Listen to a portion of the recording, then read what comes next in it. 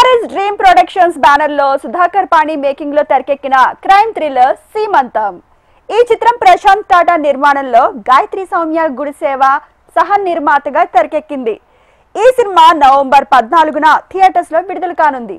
ఈ సందర్భంగా చిత్ర unit grand pre release event నిర్వహించారు. థ్రిల్లర్ జానర్ మేము తీసుకురావడం ఇట్స్ లైక్ అంత రిస్క్ తీసుకోకుండా మేము థ్రిల్లర్కి వెళ్ళాము. Because everything if you see starts కూడా it's like almost like many people like 80% average చూసుకుంటే థ్రిల్లర్ ఇష్టపడతారు.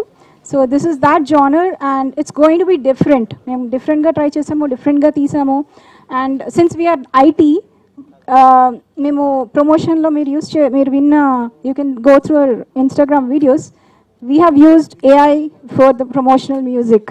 సో కొంచెం డిఫరెంట్గా ట్రై చేస్తున్నాము. So please encourage young youth, I mean this generation, so that we can bring more different stuff to the industry, and that's the only request to everybody. That's all. Cinema మీద ప్యాషన్తో చాలామంది cinema అంటే చాలా ఇష్టం ఉంటుంది, చాలా చేయాలనే కోరిక ఉంటుంది.